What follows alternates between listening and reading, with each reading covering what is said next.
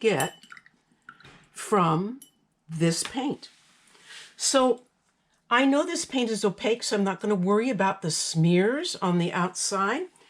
Now I'm going to cap off my vermilion paint, which is my warm red. And I'm going to see if I have more luck in squeezing and manipulating this tube to get my magenta. Right off the bat, I notice that the paint is solidified in this magenta tube. That is, this magenta, the binder has been exposed to air.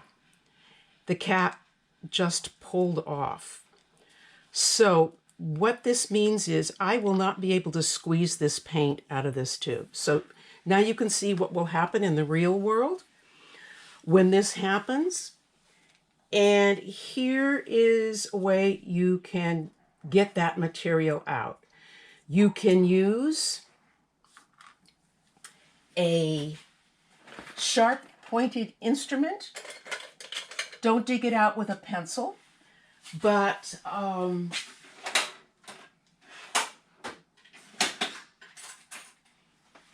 those of you who might have taken a biology class can find that a sharp tool called a probe is really nice. And what I can do is I can dig out some of the paint with this probe. I'm not sure I can do it because it's really solidified. So I'm not able to dig out this paint. Its binder has solidified and I'm not going to get it to move easily. So I'm going to put the cap back on the paint, take my little extra pieces of paper away, and then I'm going to consider unrolling the metal tube that this paint came in. And not all of your paints come in a tube. And I'm going to get access to the dried binder that's on the inside of this. I'm going to need a palette to work with because right now I'm just doing a quick and dirty, when I say quick and dirty, really easy introduction to this paint. But I'm going to want, and I'm in my studio here, so I've got a lot of different equipment that's available to me, including a palette knife and a palette that I can get to fairly easily.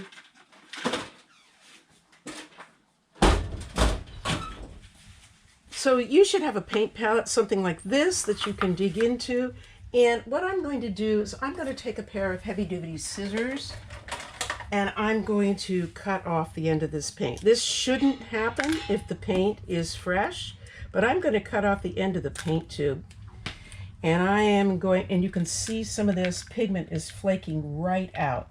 It has dried through exposure to air, and that's because the cap wasn't tight enough. So I'm going to make sure that I close this up so it stays as dry as possible. I'm going to fold it over, but I flaked out some of the dry medium into this dish and I'm going to reconstitute it. So one great thing to have when you're reconstituting paint that's dried is a pipette. And a pipette is like a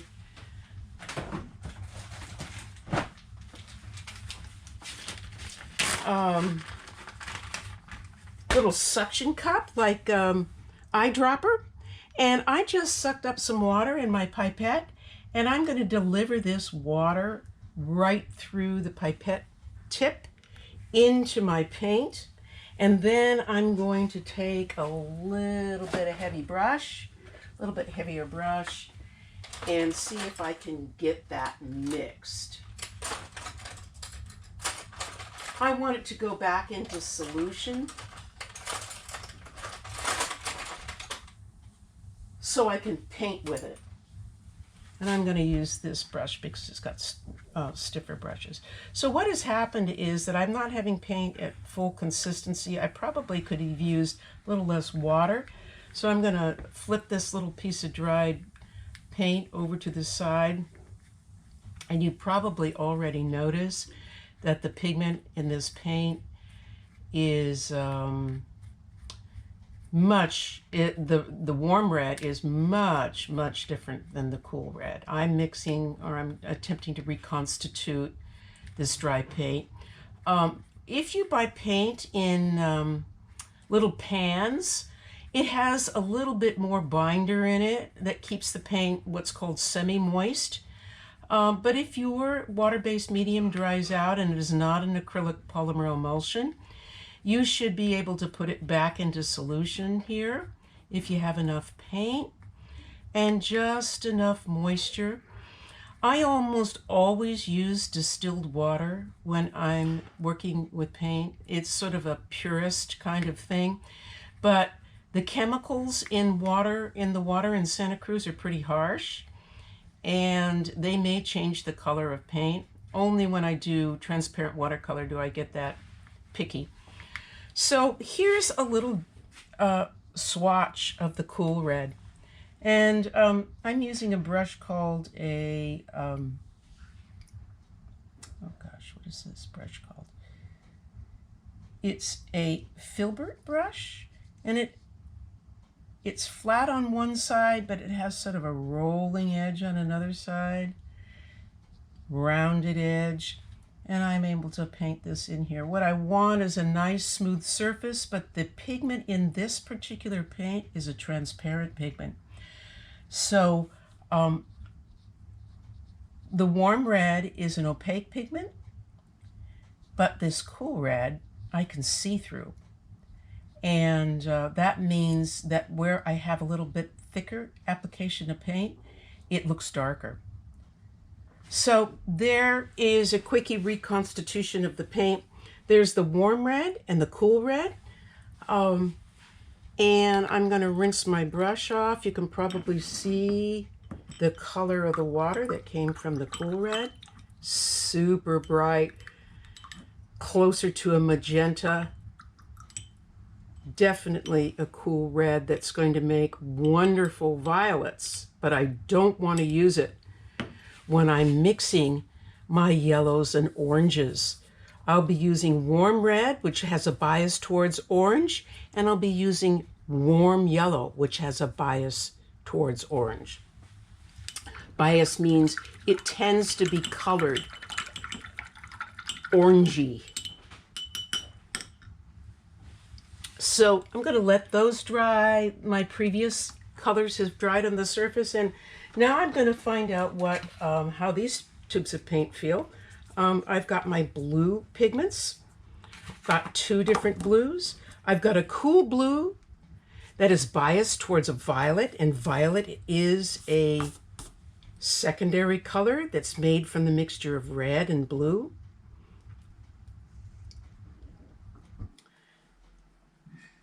And I've got a warm blue. Now this tube of paint is ultramarine deep, and this tube shows hardening as well. Red is a warm color, blue is a cool color, but you need a warm blue to make a violet. So again, I'm going to divide my 1, 2, 3. I'm going to divide my sections with a little pencil mark, and in the outer ring of the color wheel, I'm going to put my split primaries. Right now I have a warm red and a cool red, a warm yellow and a cool yellow, and now I'm ready to apply my blue, my warm blue. Again, I'm going to try to use the dot method, see if it'll work, just so I get it on there. And this tube is in really great shape. So the warm red and Talon's paint, the warm blue and Talon's paint is an ultramarine deep paint. We've got our cool and warm versions of red and our warm and cool versions of yellow. And now I just put this ultramarine on there, and it looks great. I'm going to be using my smaller brush again to mix those so that I have a little bit more control in the corner. And if you have enough brushes, use a separate brush for each one of these pigments, each one of these sections. So I'm just going to spread this extra paint around. I dabbed it out. And now, because it's water soluble, I just had to wet my brush, and I'm pulling this pigment along the surface, trying to get as neat as I can. It's difficult to paint against a curve, which you will be doing if you keep the outermost circle of your color wheel. If you tend to want to flatten it off into a planar geometric shape, you can do that. One of the samples of the color wheel that I have shows that the edges that are made are just straight lines rather than curves. It looks like I need a little bit more of this blue.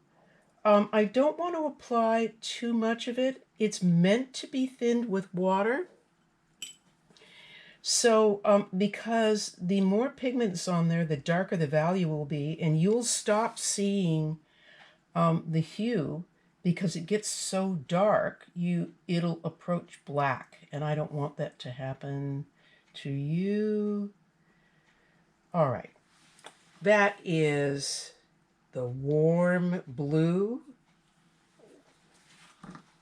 ultramarine, from which I'm going to mix my violet right here, my red violet and my blue violet.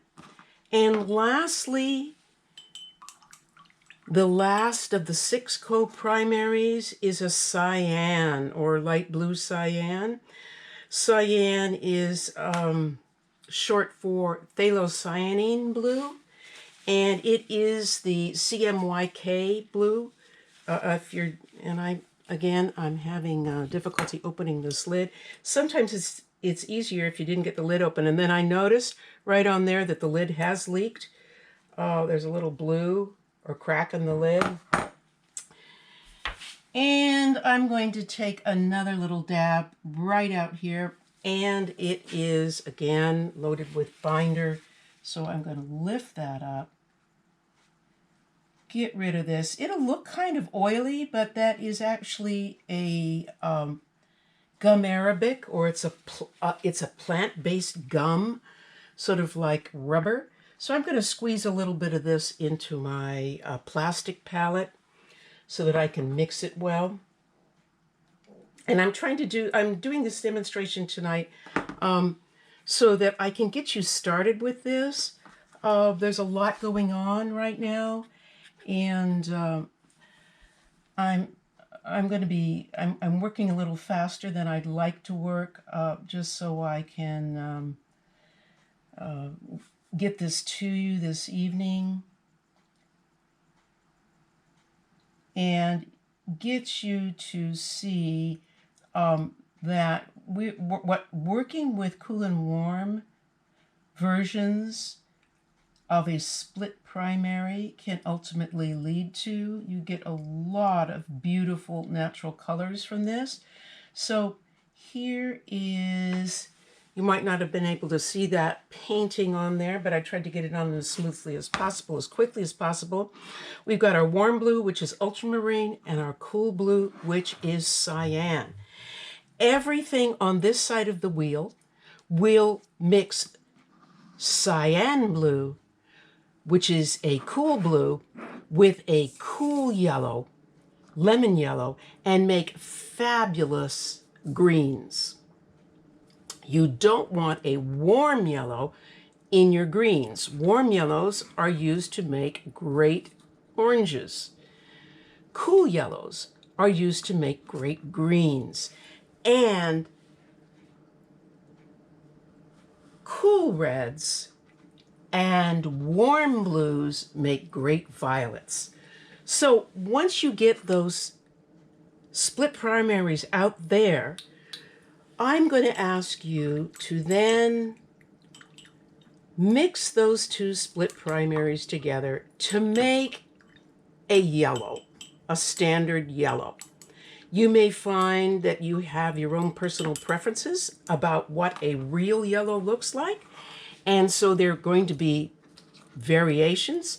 But what I'm going to do with my palette now is I'm going to take a little bit of the warm yellow, and I'm going to take a little bit of the cool yellow,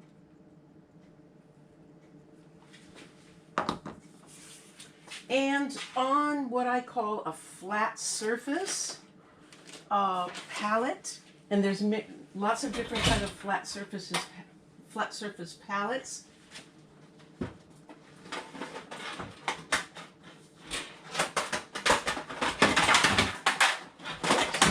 All right, there's a little fallout in the studio here tonight. I'm going to take a little bit of those warm and cool, and I'm going to lift that off. You can lift it off with a brush, or you can lift it off with a palette knife. Every time you lift paint with a palette knife, you just wipe off the palette knife. When you lift with a brush, you have to wash the brush. So I'm transferring paint, and this can happen with any kind of paint, and I'm mixing a yellow that is almost a 50-50% mixture of those two paints.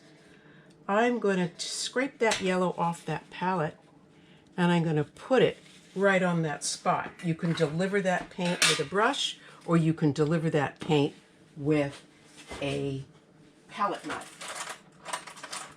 And this is where I like to use a flat brush. A flat brush is one in which the ferrule has been squeezed flat. It doesn't have a round profile. It has a flat profile. So this is a round brush. This is a flat brush. Round brushes have nice tips, but this one I can spread the paint out horizontally, and I'm trying to not drag my arm through it. And I'm making my color wheel yellow, made from a mixture of two split primaries. And I have a nice generous amount of paint on there. I'm able to use the rotation of my wrist to pull the paint across